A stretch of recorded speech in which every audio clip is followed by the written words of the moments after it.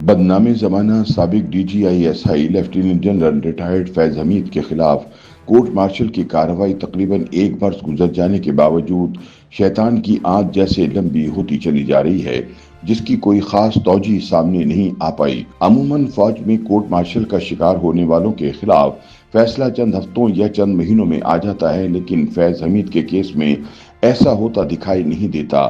راولپنڈی میں انتہائی باخبر ذرائع کا کہنا ہے کہ فیض حمید کے خلاف فوجی عدالت کی کارروائی لمبی ہونے کی بنیادی وجہ یہ ہے کہ ان کے خلاف ایک نہیں بلکہ بیک وقت کئی کیسز چل رہے ہیں۔ بتایا جاتا ہے کہ اپنے زمانے کے فرعون جنرل فیض حمید کو 12 اگست 2024 کو گرفتار تو ٹاپ سٹی سکینڈل میں کیا گیا تھا، لیکن دوران تفتیش کئی ایسے سنگین کیسز سامنے آئے جن کی بنیاد پر ان کے خلاف مزید مقدمات بھی بنا دیے گئے۔ جنرل فیض کو 9 مئی 2023 کو ایک فوجی بغاوت کی کوشش کا ماسٹر مائنڈ ہونے کے الزام کا بھی سامنا ہے، جب عمران خان کی گرفتاری کے خلاف ان کے ایک ویڈیو پیغام کے بعد پاکستان بھر میں فوجی تنصیبات پر حملے کیے گئے تھے۔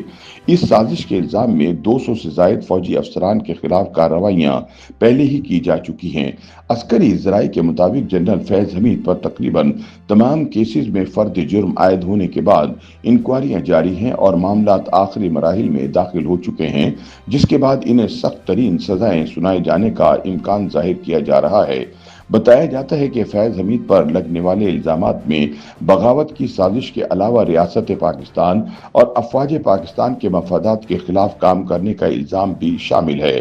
ذرائع کا کہنا ہے کہ فی الحال جنرل فیض حمید کا فوجی ٹرائل گزشتہ 3 ہفتوں سے معطل ہے۔ ان کے وکیل میاں علی اشفاق کے مطابق کورٹ مارشل کی رکی ہوئی اب تک کی کارروائی کسی بھی وقت دوبارہ شروع ہو سکتی ہے۔ ان کا کہنا تھا کہ 3 ہفتوں سے کیس کی سماعت معطل ہے، لیکن امکان ہے کہ کارروائی جلد دوبارہ شروع ہو جائے گی۔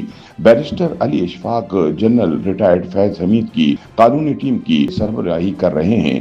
انہوں نے بتایا کہ انہوں نے فیض حمید کے کورٹ مارشل کی جلد تکمیل کے لیے باضابطہ درخواست دی ہے، کیونکہ آئندہ ماہ انہیں اپنے بچوں کے ساتھ گرمی کی چھٹیاں منانے بیرون ملک جانا ہے۔ انہوں نے کہا کہ میرے اہل خانہ کے ساتھ بیرون ملک چھٹیاں طے ہیں، لہٰذا میں نے درخواست کی ہے کہ کیس کی کارروائی جلد مکمل کی جائے اور فیصلہ سنایا جائے۔ انہوں نے کسی حتمی ٹائم لائن پر تبصرے سے گریز کیا، تاہم ان کا کہنا تھا کہ اب تک کورٹ مارشل کی کارروائی کا تقریباً 75% حصہ مکمل ہو چکا ہے۔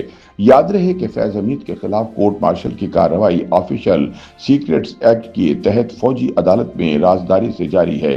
اس کارروائی کی تفصیلات عوام کے روبرو نہیں لائی جا رہی، جیسا کہ عموماً کورٹ مارشل میں ہوتا ہے۔ تاہم بیرسٹر علی اشفاق کے تازہ بیانات سے اس ہائی پروفائل مقدمے کے حالیہ مرحلے کی کچھ جھلک ضرور ملتی ہے، جس میں عوامی دلچسپی غیر معمولی ہے۔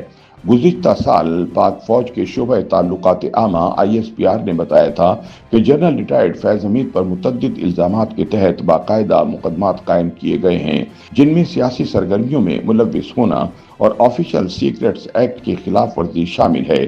ISPR کے مطابق ان خلاف ورزیوں سے ریاست کے مفادات اور سلامتی کو نقصان پہنچا۔ انہیں جن الزامات کا سامنا ہے، ان میں اختیارات اور سرکاری وسائل کا غلط استعمال اور کسی کو نقصان پہنچانا بھی شامل ہے۔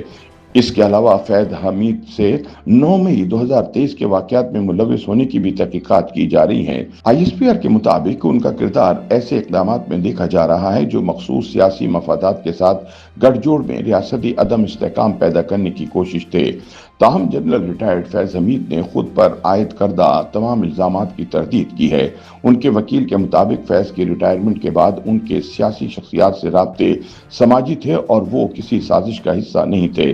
تاہم عسکری ذرائع کا کہنا ہے کہ الیکشن 2018 میں دھاندلی کے ذریعے عمران خان کو وزیر اعظم بنوا کر ان کی حکومت چلانے والے فیض حمید نے ان کے اقتدار سے نکلنے کے بعد تحریک انصاف کے چیف منصوبہ ساز کی حیثیت سے 9 مئی 2023 کو فوجی تنصیبات پر حملوں کی منصوبہ بندی کی تھی۔ قانونی ماہرین کا کہنا ہے کہ فیض حمید کو آئندہ چند ہفتوں میں سزائے موت یا عمر قید جیسی کڑی سزا سنانے کا امکان ہے۔ ذرائع کا کہنا ہے کہ فیض حمید کو ٹاپ سٹی سکینڈل میں گرفتار کیا گیا تھا، لیکن بعد ازاں تفتیش کے دوران انہوں نے سنگین جرائم میں ملوث ہونے کا اعتراف بھی کر لیا تھا۔ YouTube पर गूगली न्यूज देखने के लिए youtube.com की सर्च बार में गूगली न्यूज टीवी टाइप करें। गूगली न्यूज के पेज पर सुर्ख रंग के सब्सक्रिप्शन वाले बटन पर क्लिक करना ना भूलिए। YouTube पेज पर अपलोड होने वाली वीडियो से बाखबर रहने के लिए बेल आइकन पर क्लिक कीजिए। आपको हर नई वीडियो के बारे में नोटिफिकेशन मौसूल हो जाएगा।